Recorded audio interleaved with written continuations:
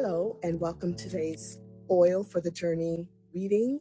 I am your journey reader, Denise Denton Mitty, and I will be reading 2 Chronicles chapters 1 through 3. And as usual, our reading is following the Ignite the Truth Bridges for Peace Bible reading plan. So here we go. 2 Chronicles chapter 1. Solomon, son of David, established himself firmly over his kingdom, for the Lord his God was with him, and made him exceedingly great. Then Solomon spoke to all Israel, to the commanders of the thousands and commanders of hundreds, to the judges and to all the leaders in Israel, the heads of families. And Solomon and the whole assembly went to the high place at Gibeon, for God's tent of meeting was there, which Moses, the Lord's servant, had made in the wilderness. Now, David had brought up the ark of God from Kiriath Jearim to the place he had prepared for it, because he had pitched a tent for it in Jerusalem. But the bronze altar that Bezalel, son of Uri, the son of Hur, had made was in Gibeon in front of the tabernacle of the Lord. So Solomon and the assembly inquired of him there. Solomon went up to the bronze altar before the Lord in the tent of meeting and offered 1,000 burnt offerings on it. That night, God appeared to Solomon and said to him, "Ask for whatever you want me to give you." Solomon answered God, "You have shown great kindness to David, my father, and have made me king in his place. Now, Lord God, let your promise to my father David be confirmed, for you have made me king over a people who are as numerous as the dust of the earth.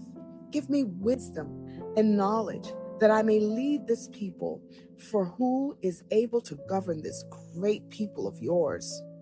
God said to Solomon, "Since this is your heart's desire, and you have not asked for wealth, possessions, or honor, nor for the death of your enemies, and since you have not asked for a long life, but for wisdom and knowledge to govern my people, over whom I have made you king, therefore wisdom and knowledge will be given to you. And I will also give you wealth, possessions, and honor, such as no king who is before you had ever had, and none will ever have after." Then Solomon went to Jerusalem from the high place at Gibeon, from before the tent of meeting, and he reigned over Israel. Solomon accumulated chariots and horses. He had 1,400 chariots and 12,000 horses, which he kept in the chariot cities, and also with him in Jerusalem. The king made silver and gold as common in Jerusalem as stones, and cedar as plentiful as sycamore fig trees in the foothills. Solomon's horses were imported from Egypt and from Kue. The royal merchants purchased them from Kue at the current price. They imported a chariot from Egypt for 600 shekels of silver and a horse for 150. They also exported them to all the kings of the Hittites and the Arameans. 2 Chronicles chapter 2. Solomon gave orders to build a temple for the name of the Lord, a royal palace for himself. He conscripted 70,000 men as carriers and 80,000 as stonecutters in the hills, and 3,600 as foremen over them. Solomon sent this message to Hiram, king of Tyre: "Send me cedar logs, as you did for my father David when you sent him cedar to build a palace to live in. Now, I am about to build a temple for the name of the Lord my God, and to dedicate it to him for burning fragrant incense before him, for setting out the consecrated bread regularly, and for making burnt offerings every morning and evening on the Sabbaths, at the new moons, and at the appointed festivals of the Lord our God. This is a lasting ordinance for Israel. The temple I'm going to build will be great, because our God is greater than all other gods. But who is able to build a temple for him, since the heavens, even the highest heavens, cannot contain him? Who then am I to build a temple for him, except as a place to burn sacrifices before him? Send me, therefore, a man skilled to work in gold and silver, bronze and iron, and in purple, crimson, and blue yarn, and experienced in the art of engraving, to work in Judah and Jerusalem with my skilled workers, whom my father David provided. Send me also cedar, juniper, and algum logs from Lebanon, for I know that your servants are skilled in cutting timber there. My servants will work with yours to provide me with plenty of lumber, because the temple I build must be large and magnificent. I will give you servants, the woodsmen who cut the timber, 20,000 cores of ground wheat, 20,000 cores of barley, 20,000 baths of wine, and 20,000 baths of olive oil. Hiram, king of Tyre, replied by letter to Solomon, because the Lord loves his people, he has made you their king.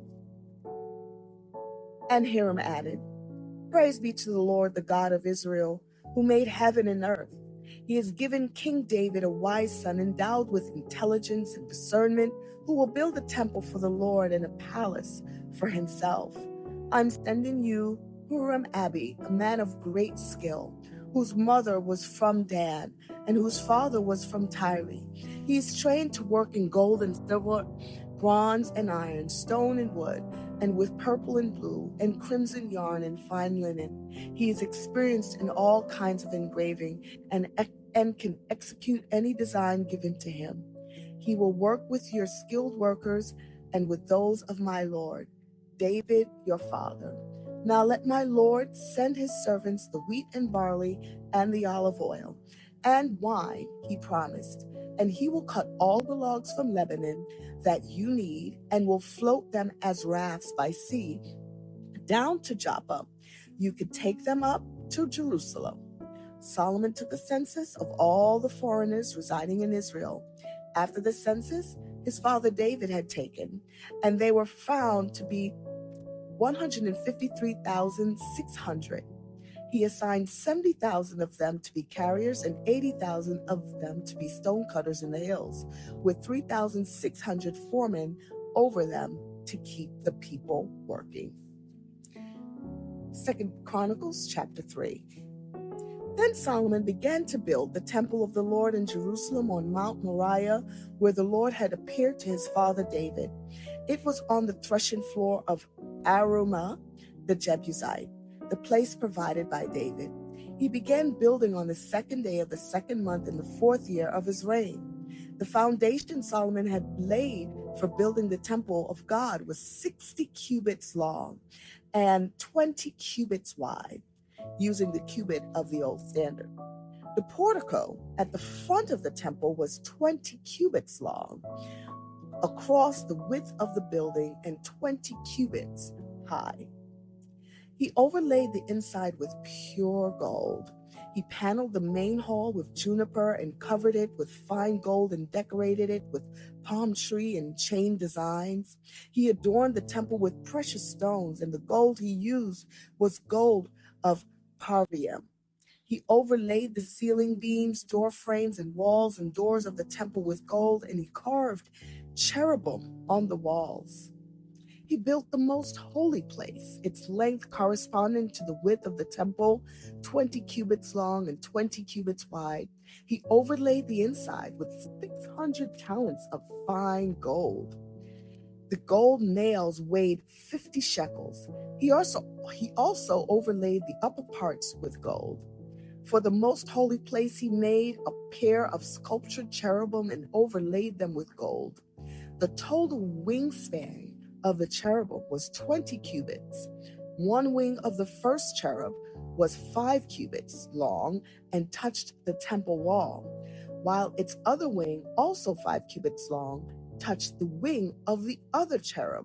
Similarly, one wing of the second cherub was 5 cubits long and touched the other temple wall, and its other wing, also 5 cubits long, touched the wing of the first cherub. The wings of these cherubim extended 20 cubits. They stood on their feet facing the main hall. He made the curtain of blue, purple, and crimson yarn and fine linen with cherubim worked into it. For the front of the temple, he made 2 pillars, which together were 35 cubits long, each with a capital 5 cubits high. He made interwoven chains and put them on top of the pillars. He also made 100 pomegranates and attached them to the chains. He erected the pillars in the front of the temple, one to the south and one to the north. The one to the south he named Jachin, and the one to the north, Boaz. Herein lies the reading of God's holy word, 2 Chronicles chapters 1 through 3. Thank you for joining us. May God bless you.